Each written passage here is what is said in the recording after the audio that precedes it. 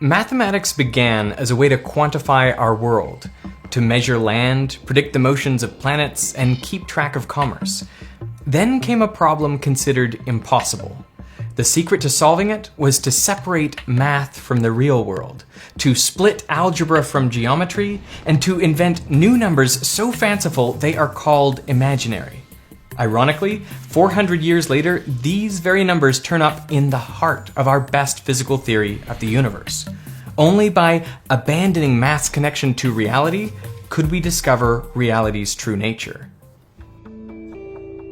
In 1494, Luca Pacioli, who is Leonardo da Vinci's math teacher, publishes Summa de Arithmetica, a comprehensive summary of all mathematics known in Renaissance Italy at the time. In it, there is a section on the cubic, any equation which today we would write as ax cubed plus bx squared plus cx plus d equals 0. People had been trying to find a general solution to the cubic for at least 4,000 years. But each ancient civilization that encountered it, the Babylonians, Greeks, Chinese, Indians, Egyptians, and Persians, they all came up empty-handed. Pacioli's conclusion is that a solution to the cubic equation is impossible. Now this should be at least a little surprising, since without the x cubed term, the equation is simply a quadratic. And many ancient civilizations had solved quadratics thousands of years earlier. Today, anyone who's passed 8th grade knows the general solution. It's minus b plus minus root b squared minus 4ac all over 2a. But most people just plug and chug into this formula, completely oblivious to the geometry that ancient mathematicians used to derive it. You know, back in those days, mathematics wasn't written down in equations. It was written with words and pictures. Take, for example, the equation x squared plus 26x equals 27. Ancient mathematicians would think of the x squared term like a literal square with sides of length x. And then 26x, well, that would be a rectangle with one side of length 26 and the other side of length x. And these two areas together add to 27. So how do we figure out what x is? Well, we can take this 26x rectangle and cut it in half. So now I have two 13x rectangles, and I can position them so the new shape I create is almost a square. It's just missing this section down here. But I know the dimensions of this section, it's just 13 by 13. So I can complete the square by adding in a 13 by 13 square. Now, since I've added 13 squared, or 169, to the left-hand side of the equation, I also have to add 169 to the right-hand side of the equation to maintain the equality.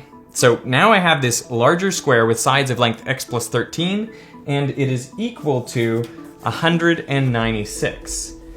Now the square root of 196 is 14. So I know that the sides of this square have length 14, which means x is equal to 1.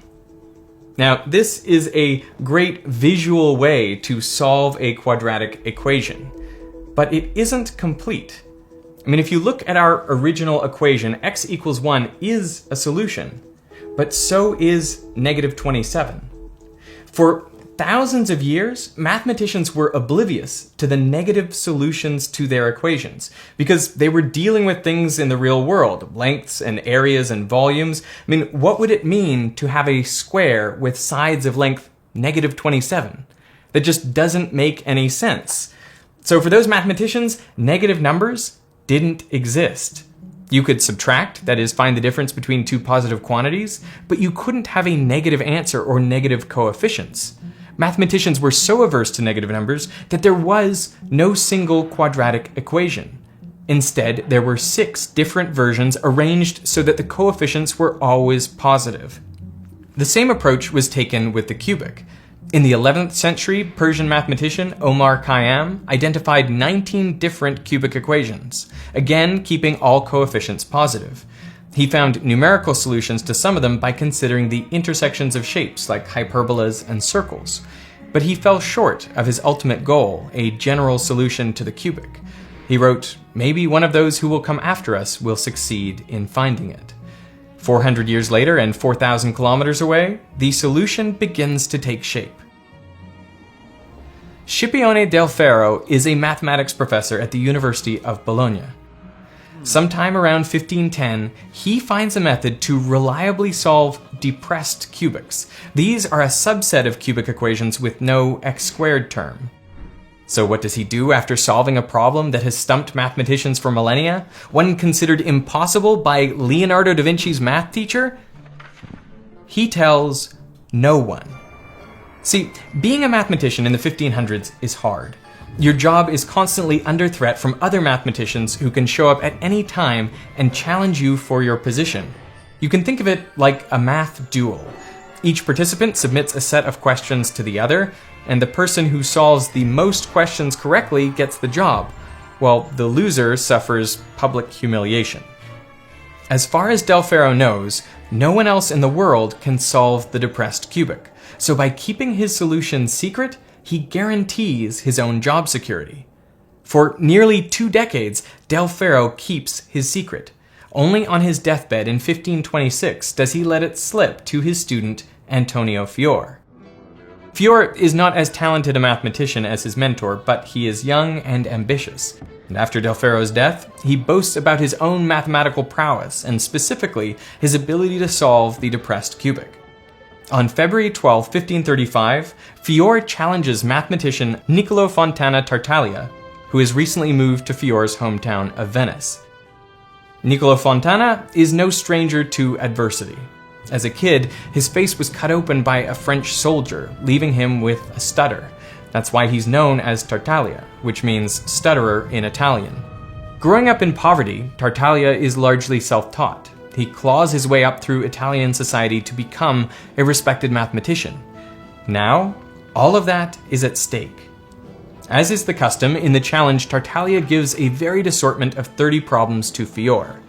Fior gives 30 problems to Tartaglia, all of which are depressed cubics. Each mathematician has 40 days to solve the 30 problems they've been given. Fior can't solve a single problem. Tartaglia solves all 30 of Fior's depressed cubics in just 2 hours. It seems Fior's boastfulness was his undoing. Before the challenge came, Tartaglia learns of Fior's claim to have solved the depressed cubic, but he's skeptical. "I did not deem him capable of finding such a rule on his own," Tartaglia writes. But word was that a great mathematician had revealed the secret to Fior, which seems more plausible. So with the knowledge that a solution to the cubic is possible, and with his livelihood on the line, Tartaglia sets about solving the depressed cubic himself. To do it, he extends the idea of completing the square into 3 dimensions.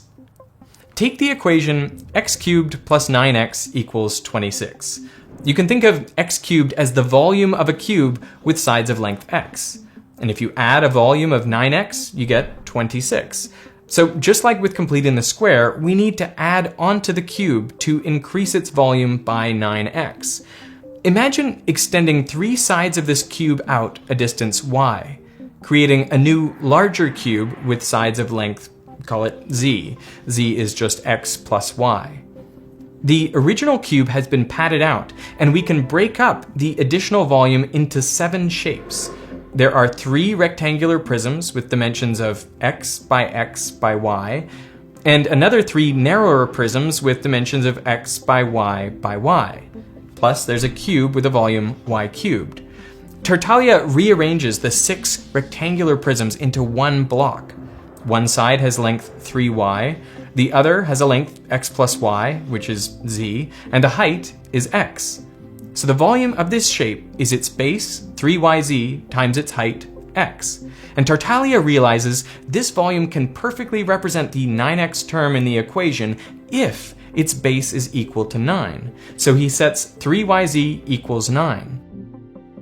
Putting the cube back together, you find we're missing the one small y cubed block. So we can complete the cube by adding y cubed to both sides of the equation. Now we have z cubed, the complete larger cube, equals 26 plus y cubed. We have 2 equations and 2 unknowns. Solving the first equation for z and substituting into the second, we get y to the 6 plus 26y cubed equals 27. At first glance, it seems like we're now worse off than when we started. The variable is now raised to the power of 6 instead of just 3. However, If you think of y cubed as a new variable, the equation is actually a quadratic, the same quadratic that we solved by completing the square. So we know y cubed equals 1, which means y equals 1. And z equals 3 over y, so z is 3. And since x plus y equals z, x must be equal to 2. Which is, indeed, a solution to the original equation. And with that, Tartaglia becomes the second human on the planet to solve the depressed cubic. To save himself the work of going through the geometry for each new cubic he encounters, Tartaglia summarizes his method in an algorithm, a set of instructions. He writes this down not as a set of equations like we would today, modern algebraic notation wouldn't exist for another 100 years, but instead as a poem. Tartaglia's victory makes him something of a celebrity.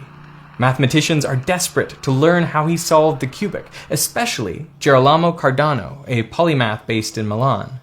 As you can guess, Tartaglia will have none of it. He refuses to reveal even a single question from the competition. But Cardano is persistent. He writes a series of letters that alternate between flattery and aggressive attacks. Eventually, with the promise of an introduction to his wealthy benefactor, Cardano manages to lure Tartaglia to Milan. And there, on March 25th, 1539, Tartaglia reveals his method, but only after forcing Cardano to swear a solemn oath not to tell anyone the method, not to publish it, and to write it only in cipher, quote, so that after my death, no one shall be able to understand it. Cardano is delighted and immediately starts playing around with Tartaglia's algorithm. But he has a loftier goal in mind, a solution to the full cubic equation including the x squared term. And amazingly, he discovers it. If you substitute for x minus b over 3a, then all the x squared terms cancel out. This is the way to turn any general cubic equation into a depressed cubic, which can then be solved by Tartaglia's formula. Cardano is so excited to have solved the problem that stumped the best mathematicians for thousands of years, he wants to publish it. Unlike his peers, Cardano has no need to keep the solution a secret. He makes his living not as a mathematician, but as a physician and famous intellectual. For him, the credit is more valuable than the secret. The only problem is the oath he swore to Tartaglia, who won't let him break it.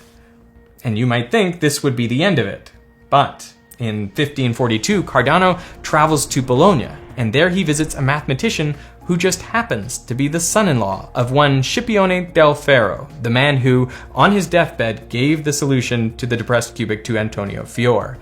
Cardano finds this solution in del Ferro's old notebook, which is shared with him during the visit. This solution predates Tartaglia's by decades. So now, as Cardano sees it, he can publish the full solution to the cubic without violating his oath to Tartaglia. 3 years later, Cardano publishes Ars Magna, the Great Art, an updated compendium of mathematics.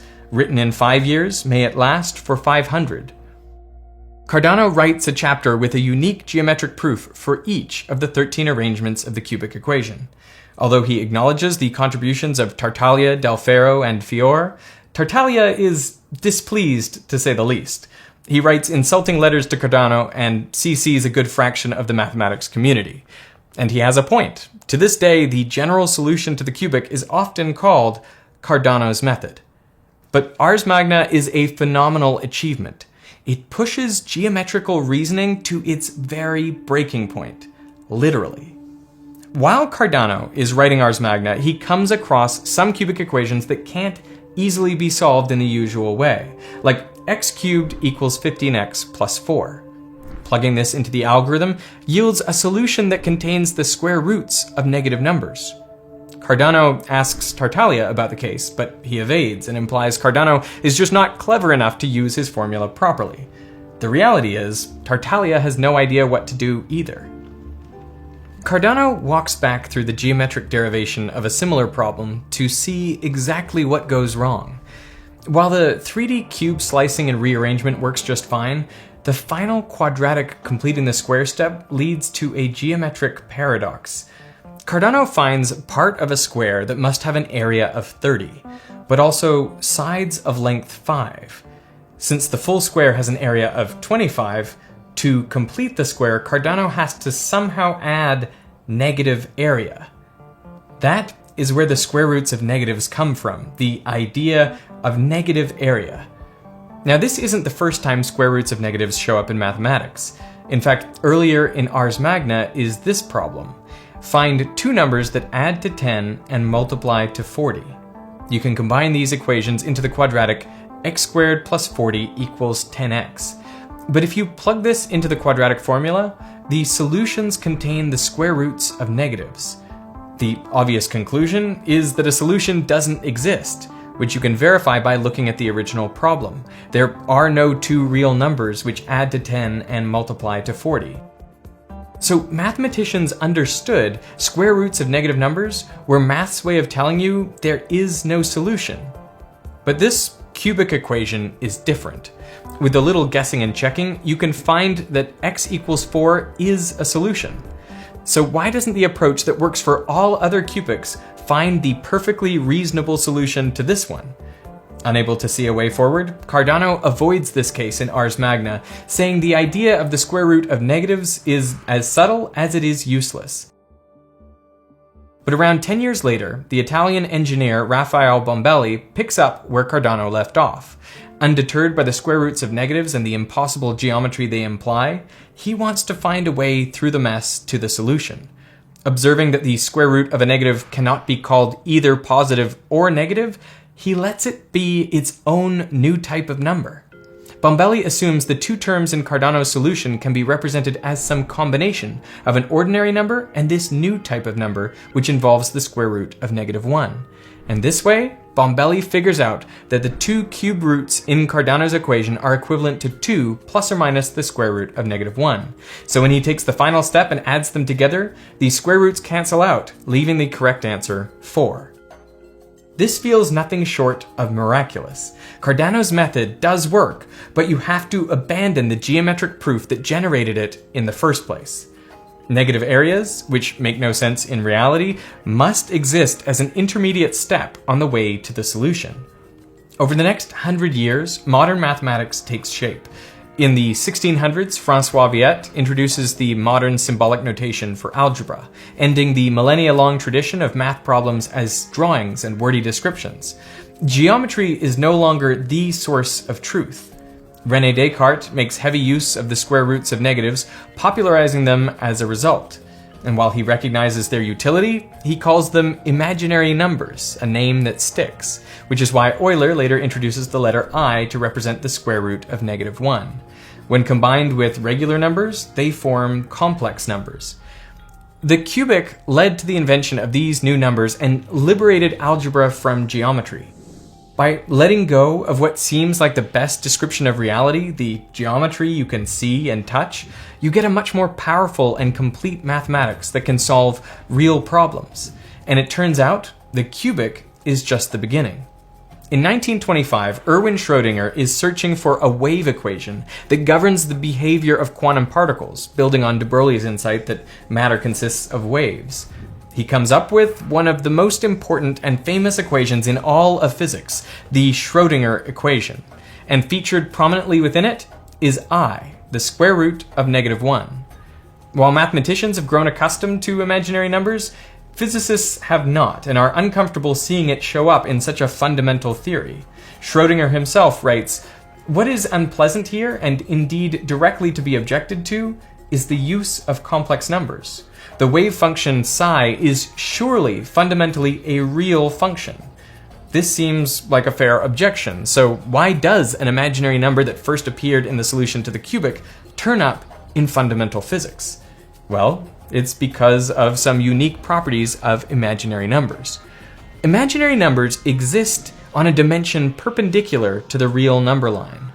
Together, they form the complex plane. Watch what happens when we repeatedly multiply by I. Starting with 1, 1 times I is I times I is -1, by definition. -1 times I is -I, and -I times I is 1. We've come back to where we started, and if we keep multiplying by I, the point will keep rotating around. So when you're multiplying by I, what you're really doing is rotating by 90 degrees in a complex plane. Now, there's a function that repeatedly multiplies by I as you go down the x-axis, and that is e to the ix. It creates a spiral by essentially spreading out these rotations all along the x-axis. If you look at the real part of this spiral, it's a cosine wave. And if you look at the imaginary part, it's a sine wave. The two quintessential functions that describe waves are both contained in e to the ix. So when Schrödinger goes to write down a wave equation, he naturally assumes that the solutions to his equation will look something like e to the ix, specifically e to the ikx minus omega t. You might wonder why he would use that formulation and not just a simple sine wave, but the exponential has some useful properties. If you take the derivative with respect to position or time, that derivative is proportional to the original function itself. And that's not true if you use the sine function, whose derivative is cosine. Plus, since the Schrödinger equation is linear, you can add together an arbitrary number of solutions of this form, creating any sort of wave shape you like, and it too will be a solution to Schrödinger's equation. The physicist Freeman Dyson later writes, Schrödinger put the square root of -1 into the equation, and suddenly it made sense. Suddenly, it became a wave equation instead of a heat conduction equation. And Schrödinger found, to his delight, that the equation has solutions corresponding to the quantized orbits in the Bohr model of the atom. It turns out that the Schrödinger equation describes correctly everything we know about the behavior of atoms. It is the basis of all of chemistry and most of physics. And that square root of -1 means that nature works with complex numbers and not with real numbers. This discovery came as a complete surprise to Schrödinger as well as to everybody else. So imaginary numbers, discovered as a quirky intermediate step on the way to solving the cubic, turn out to be fundamental to our description of reality. Only by giving up math's connection to reality could it guide us to a deeper truth about the way the universe works.